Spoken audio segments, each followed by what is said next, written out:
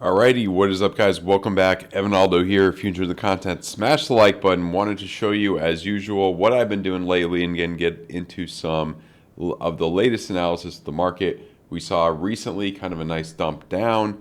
Alts are continuing to get hit hard against Bitcoin in some more long-term trades. So the each short I had yesterday, you guys saw that from yesterday. That was a nice one. And then added to that, and then it took more profits on it. So it was a risk-free trade right there. That was a nice one. And then Litecoin swing short from a week or two ago, maybe 2 weeks ago. This was a longer term trade. Hit first take profit. And a Bitcoin swing short that I had in, I use different kind of trading accounts. I got an account of FAIRDESK, MEXC, and FAIRDESK are the three main ones I'm using. Those, they don't bother you too much with the KYC, no VPN required if you're in the US. MEXC, I'm not sure. It could be a little iffy with that one, but for the most part, no VPN, no KYC required. If you guys want to check those out, down below, obviously. And, that's what I've been doing right now. So it's a patience game with some of this, especially with the swing shorts. I also have a lot of good TA and trades. KMAC's been doing really good here on some of these trades. He does a lot of Forex stuff as well, which is really good, especially if you guys are into Forex. Landicor's been doing good, Crypto Bullzone as well. So we have a really, really big community here. Don't want to show it too much, but just wanted to tell you guys about it. It's a great community, so check it out if you guys are interested. Link down below. Join the Aldo Empire. So let's get into the analysis. Let's take a look at what's happening right now. And briefly to start out with kind of macro analysis, you guys have kind of seen my somewhat of a prediction here. Take it with a grain of salt. I don't know what's exactly going to happen, but confirmed 2 week red dot here. It looks like, there. These are all significant drops down essentially, except, this one came up a little bit higher. Even if you're like that, even if you're like this, let's just map this guy out just a little bit here. Even if you're just like this, that's still down to like 22K, which is a significant drop from where we are right now. Looking at the macro, they were all double bought higher lows. They're all higher lows. Somebody even was saying that, I don't know if this is true, somebody was saying on some exchanges, actually August 15 went lower than the January 15 low on some exchanges, which is interesting. That would be very interesting. I don't think you're going to make a lower low than the 15. I think the 15 was the bottom, but never say never. Anything could obviously happen. I think most likely you're going to make a higher low as you did the previous times. Monthly as well, you do have the trend reversal signal, right there, that blue triangle. Make it a trigger wave to the downside. I feel like, once you confirm a red Heikin-Ashi, you got a few months of red, maybe 3-4 of red here, and then you're kind of good. So it's all leading towards the end of the year. Let's move on to a little bit more of the short-term analysis here. EMA is getting tight on the 2-day. It looks like this may want to turn to the gray like they're doing on the daily right here, which could potentially bring us down lower. Now, we're also losing the volume area high right here. Now, see, this was a nice wick down, then you jumped up. This is a wick down, jumped up. This is a wick down, jumped up. Now we're losing that area. We're losing that area, and price is telling us that it wants to stay under this area. So we could definitely stay under this range for a while. Retest the point of control right here. Test the spiral line pocket again. Mess around with that potentially. And then down here, volume area low. If you lose that, then where would you go from there? Let's do a little bit of basic. Usually this could give us somewhat of a technical target. 24K. So that would be a trajectory downwards, down back to these areas. You obviously have this area, which is pretty big, 25. Let's not get too ahead of ourselves. Just looking at history, though, August of 2019 was red. August of 2015 was red. So there's cause to be concerned. There's cause to be concerned for a significant kind of drop down, especially with traditional markets as well. Kind of guiding that. So far, that blood diamond on the 8-hour worked out pretty nicely. So that's what we're looking at right there. And ultimately, to look at some of these low time frames, like what'll happen, money flow is still deep on the 4-hour. Money flow is still deep on the 2-hour. Nothing is looking too promising yet of a reversal. You're getting an anchor wave on the 22. A little scalp from there would have worked out well, but now you could just be forming somewhat of a bear pennant or something if you zoom out and forgive me if I'm wrong in the technical term on this, but you're getting the trigger wave to the downside. So not seeing enough of a reason to go long just yet. I want to wait this out. I want to see what happens. It's getting late now, so yeah. Moving on to Ethereum. a lot of the same. You know, Ethereum's broken below here. We're now very close to this volume area low right here on Ethereum, and I'm just curious if there's any like new developments with. Okay, so we're gonna confirm that red X on market cipher A pretty soon, already confirmed. That red dot in the 2-week, I'm just curious if the 3-week is giving us anything here. Not yet, but very close to getting a trigger wave with money flow coming out, so it's a bearish sign. Also, 14 days to confirm a red Heikin-Ashi candle here. So ultimately, you know, kind of based on this 16-hour money flow still coming out, you know, a lot of these, there's money flow still coming out, so it does kind of seem like you're at least going to test this area. Let me set an alert there. Whatever.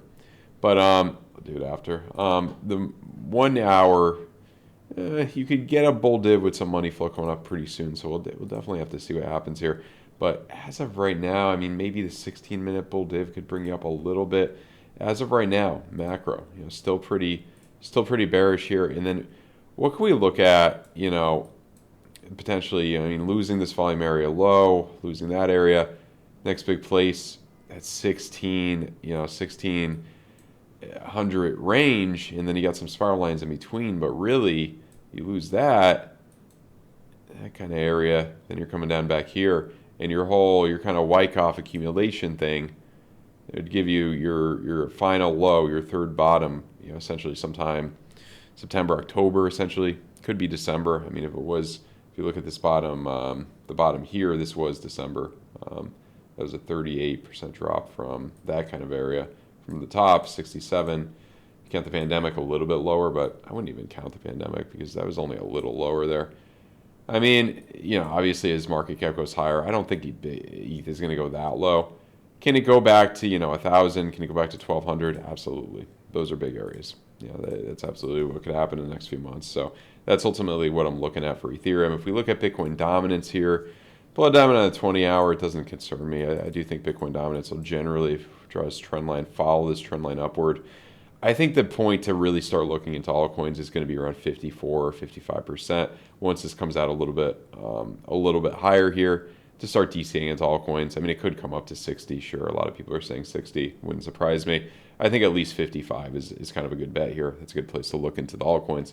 If we look at a couple altcoins, popular choices, Solana, hitting off of this trend line again. It seems like it's fiercely kind of rejecting from it.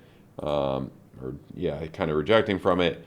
And then, I mean, you may get a trigger wave on the weekly to bring you down a bit here. Could be similar to this area, and then you create like a third kind of, that bottom, and then, I mean, you could form something of something like this and make a bottom here, 16 or something in a few months, potentially, if this holds up kind of well. We'll see. If we look at, you know, that's pretty much all I got right now in terms of trades. I mean, I did have the Litecoin short in. This did pretty well. I mean, this is kind of just basic strategy combined with, you know, what typically happens after the halvening. I mean, blood diamond confirmed down that area. Look at what happened in 2019, just coming down with Litecoin right there. So it's ultimately that main thing for Litecoin. And then let's move on to traditional markets just a little bit right here. And what we could look at for traditional markets is ultimately, you know, you're about to confirm a couple of 8 more days, confirm a 2-week red Heikin-Ashi candle.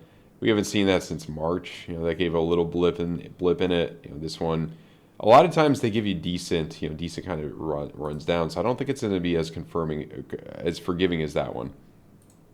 I think you're either going to see something of this nature or something more like that, bringing you down back to kind of 365 or something into potentially the end of the year.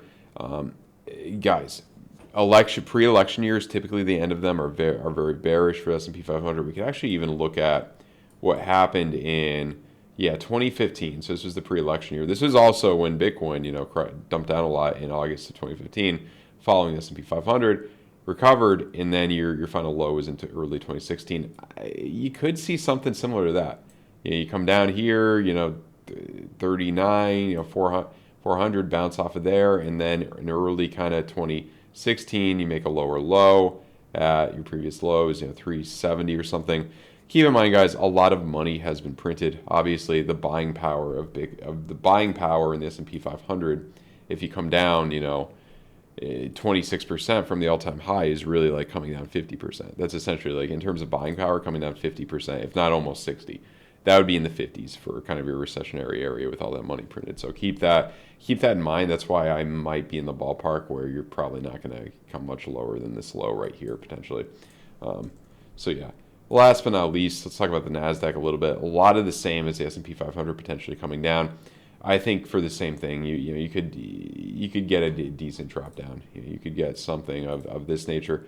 And I also wanted to look at the last kind of, that would bring you right down to there, 1200. I wanted to look at the last kind of pre-election year. This was towards the end of August 2015. You came down a lot, jumped back up, then came back down, double bottom in February. So that was that kind of area. So maybe we'll come down into the end of this month, come back up a little bit, and then maybe make a slight lower low, double bottom, somewhere around here. Keep in mind, this is like with all the money printing and factoring in inflation, all that, NASDAQ coming down to these lows is like it coming down 60%. Like in terms of buying power, you know what I mean? In terms of like buying power, down 30%, it's really like double. It's really like double with all that money printed. So yeah, guys, that's pretty much all I got for you guys right now. Overall, kind of more in the bear camp, but doing really good with the short trade. So check out the Aldo Empire down below. Also, if you guys want to learn more about TA, check out my trading course. A lot of great strategies down there. I added a few new lessons. A lot of people have liked the course down below. FAIRDESK is really good. You could get with my link. You could, if you trade with my link, you could get the NFT, the Soul Pass NFT. FAIRDESK is really good as well. We're giving away to one person who signs up with my link every week and does one futures trade to get a $100 bonus. Got some pretty good odds there. MEXC, we're kind of doing the same thing as well. So check out my links down below. All right, guys, have a good one. Goodbye.